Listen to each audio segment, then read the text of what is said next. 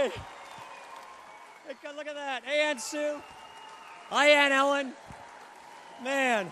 Well, look at this. Hey, guys. Thank you. You guys go ahead, have a seat. All right, honey. Thank you. Go ahead, Elijah, you can have a seat. Wow. Man. Wow, look at this. Man. It's good to be home. It's good to be home. It is so good to be home. You know, I think I recognize just about every face in this room. This is my family over here, related to half of them. Hello, Janesville. It's good to be home. Man.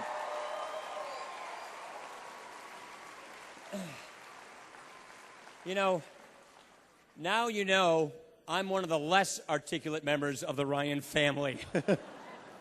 Thanks, Tobe. I really appreciate it. And let me say, on behalf of Jana and our kids, we just want to thank everybody here in the community for their just amazing outpouring of support. It means so much to us. Just like Tobe said, I've spent a lot of time in this gymnasium. I never really was this close to center court. Most of my stuff was outside in the bowl in the back on soccer and track. But this gym means so much. It's so familiar. It's just like all the gymnasiums around this country. And Janesville's like that. It's that kind of community. And while we take stock of our community, I think we should right now put in our minds and our prayers the people who have been victims of Hurricane Isaac and those who still stand in the path of the storm.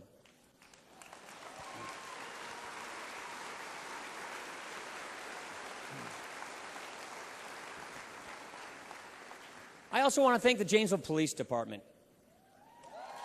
These guys are great. They've been phenomenal. You saw my priest, Father Randy. Thank you, Father Randy.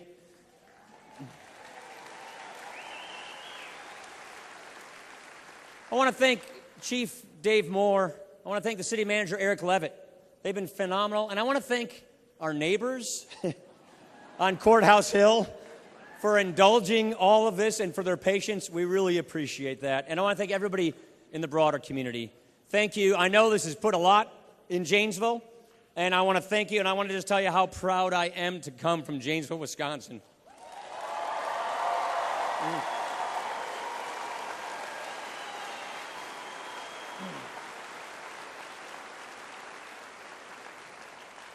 When I see aunts and uncles and cousins here, the last time Tobin and I sat down and counted it all up, we think we had 67 cousins right here in Janesville.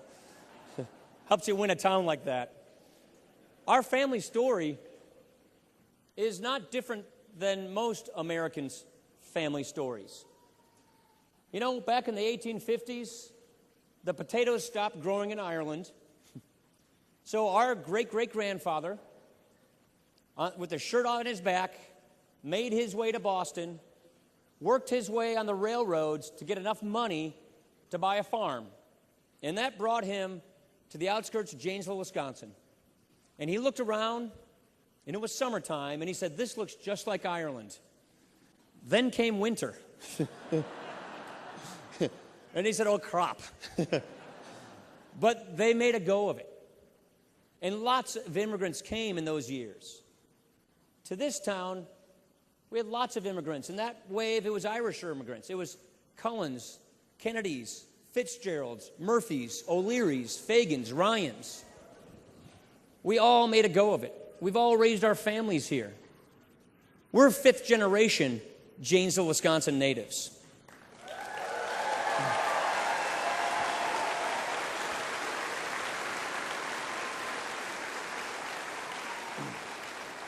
And it's not a unique story, it's the American story. And the reason our family came here, and the reason everybody else's family came here, is because of what this country stands for. America is not just a piece of geography, it's an idea.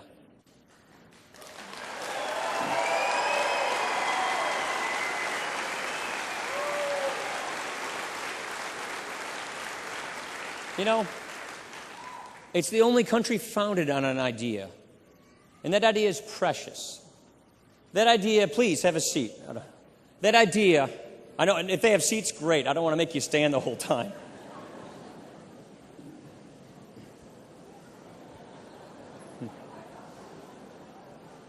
Boy.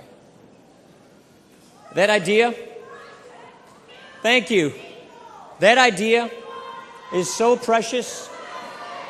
That idea, we believe in free speech.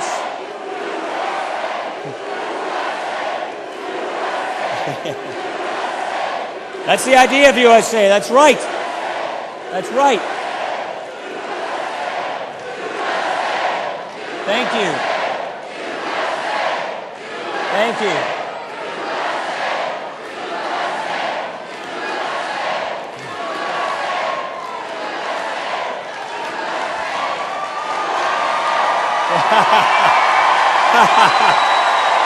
Awesome.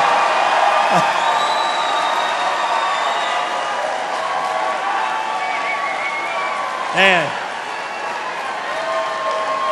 Sounds like we just went to state, doesn't it? You know, we think about our communities, and each generation passes on a better country. I remember sitting here watching those Stan Dufresne and Coach Bob Suter days.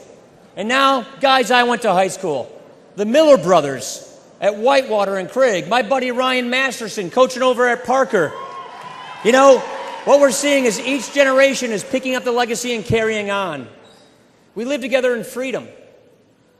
And what we do in our communities is we look out for one another. That's what's so special. That's what government can't replace or displace. Think of the charities that we all work together to raise right here in Janesville to make our community stronger. Echo Food Bank, Can Do Industries. They're amazing places. Our executives come out of retirement to chair the United Way campaigns here in Janesville. We have crisis pregnancy centers, community nursing homes like St. Elizabeth's. We have Rotary Gardens, which people come from all around to see. We have the House of Mercy. We have HealthNet. We have a great Boys and Girls Club. We have a YMCA. We have a YWCA. These are the things we do in our communities that bring us together to help our neighbors in need. You know, they call it civil society. I call it Janesville, Wisconsin.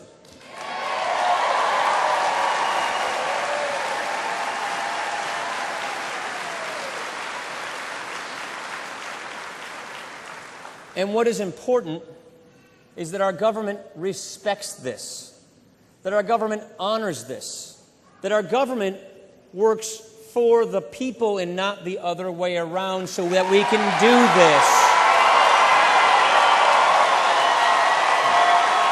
That's what this country is all about.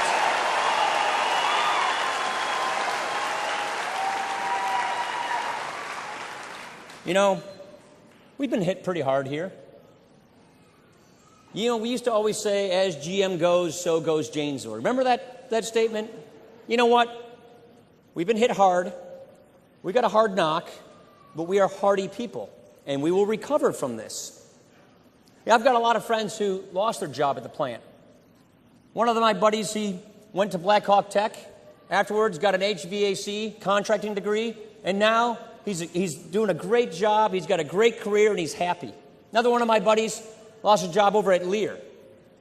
He went to Black Hawk Tech, went to Whitewater, and he's on a path to a brighter horizon and a promising career that's going to be there for him for the rest of his life. That's the kind of thing we need to do, is pick ourselves up, help people in need, give them the job training skills they have, flourish entrepreneurs and small businesses so people can get back on their feet. That's exactly what the Romney Plan for a Stronger Middle Class is all about doing.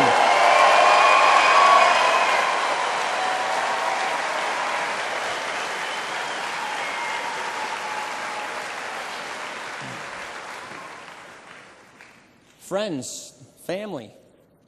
This is a defining moment for our country. This is not an ordinary election because it's not an ordinary time. We have a big choice to make. We're not just picking the next president for a few years. We are picking the pathway for America for a generation.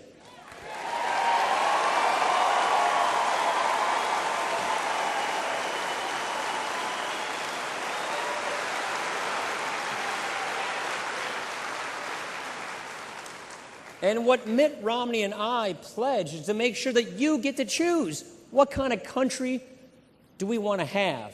What kind of people do we want to be? It comes down to that because the stakes of this election are so high. We've seen what the president has offered. We have seen the path he has placed us on. It's a nation in debt. It's a nation in doubt. It's a nation in decline. Or we can choose a better path. Reapply those founding principles, reclaim the American idea, get people back to work, and get the American idea of prosperity and an opportunity society back on track. And that's exactly what we are going to do.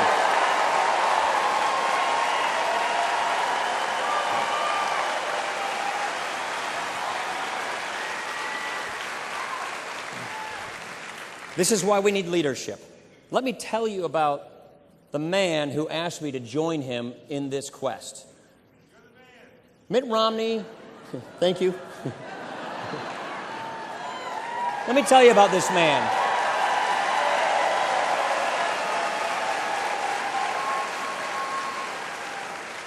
This is a man of faith. It's a man of honor. It's a man of family, a man of integrity and achievement. Remember the Olympics in the late 90s? Remember all the waste and the corruption and the embarrassing scandals? Sounds kind of familiar, doesn't it? They asked this man in Boston from Utah to go and turn it around and save it, and that's exactly what he did. He dropped what he was doing, he served in a dutiful way, and he saved us, and he made us proud, and he revived the Olympics in that time. That's leadership.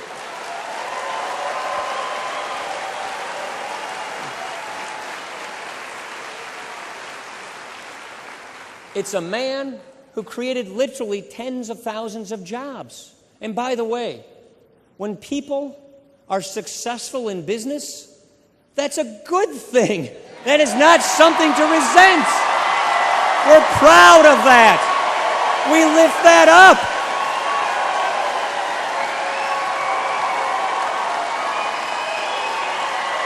Hey, Scott.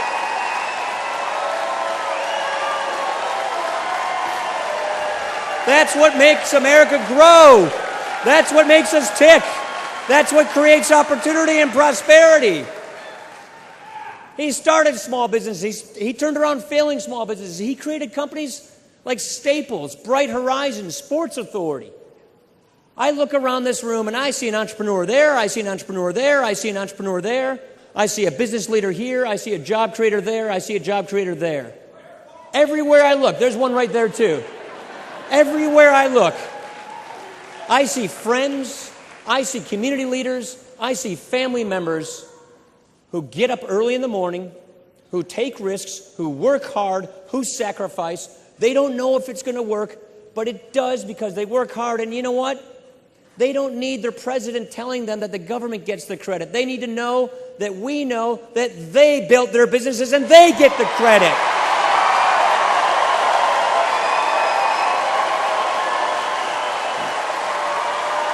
That's how jobs are created.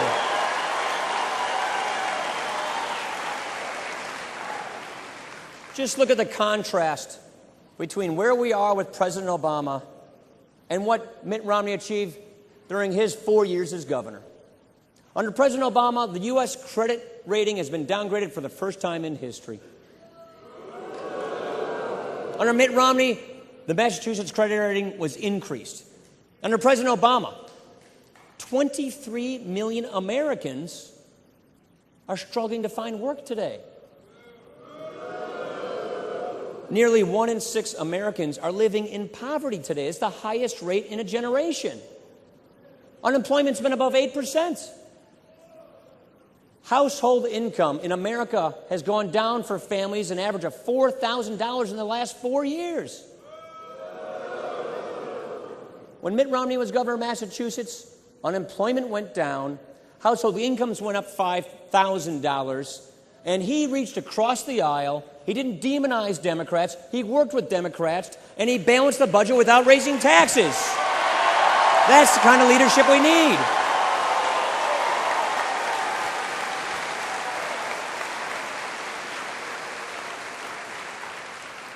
Every now and then, the president, in moments of candor, tells us what he really thinks.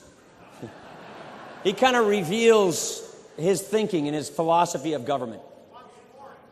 You remember when he was talking to this guy named Joe the Plumber? He said, we just need to spread the wealth around. It's this economic school of thought, this belief that the pie of life is somehow fixed, that the economy is static, and that it's the government's job to try and redistribute the slices more equitably. That's not the government's job. The government's job is to set the conditions for economic growth so we can grow the pie for everybody, so that everybody in America can get their vision of the American dream.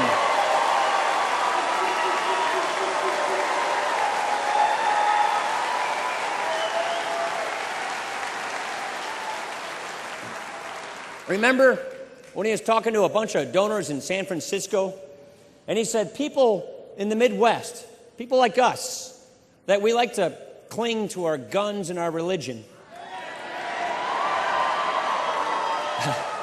All I got to say, from a guy who goes to St. John Vianney right over there, whose tree stand is over about 6 miles that direction and that direction, this Catholic deer hunter is guilty, is charged, and proud of that.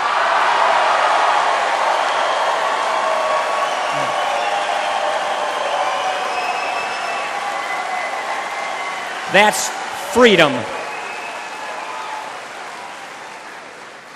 The last one is the most doozy. When he's talking to small business people, that they don't get the credit that the government does, it reveals a reasoning as to why we're stuck in the rut we are in. And so here's my point. It is not too late to get this right. It is not too late to treat other people with respect. It is not too late to get our spending under control, to get our budget under control, to clean up the mess in Washington, to get people back to work, to have an energy policy, a job training policy, to have spending cuts, to have small businesses growing and thriving, to make more things in America, grow more things in America, and sell them overseas. It's not too late to get people back to work. It's not too late to fix this country's problems. We can do that.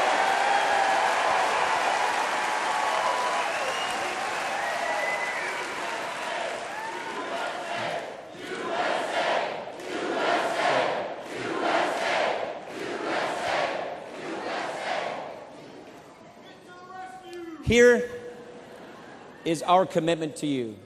Everywhere I look, I see so many familiar faces. It's very moving. And I love you too. And we want to know that the values that built this country are going to stay in this country. We want to know that those little things in life that tie us together as a community are going to continue to tie us together as a community. We want to know that we're going to reclaim those great ideas and those principles with respect for one another and give the country solutions to fix these problems while they're still within our control. Here is the commitment that Mitt Romney and I are making to you, our fellow citizens, my fellow citizens of Janesville. We are not going to duck the tough issues and kick the can down the road. We are going to lead.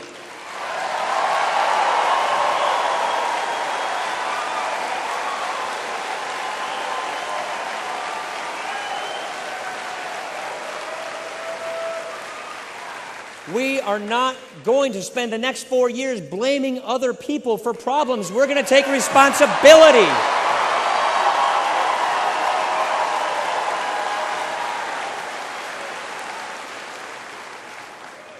We are going to honor the fact that this country was created on an idea by our founders.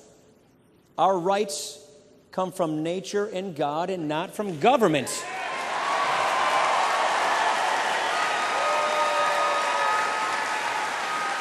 Our founders secured this, and every generation of veterans, and so many of them I see here, they're the ones who gave it to us and preserved it, and we thank them for that.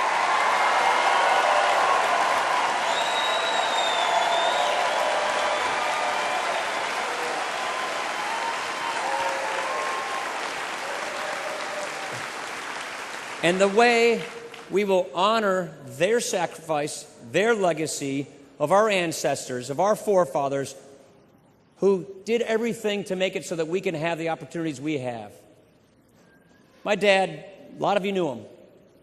He said, son, you're either part of the problem or part of the solution. He usually said that to me when I was being part of the problem. But the solution is that we are not going to try and transform this country into something it was never intended to be. We are not going to try and replace our founding principles. We will reapply our founding principles. That's what we're going to do to get this country back on the right track. That's how we preserve the American legacy. Friends, we can do this. We can get this done. We can turn this thing around. And I simply want to say to you, together, we will get this country back on the right track. We will get this done. We can do this. Thank you so much, and God bless you. God bless this country. God bless Wisconsin. Thank you so much for coming out. We love you all. Thank you.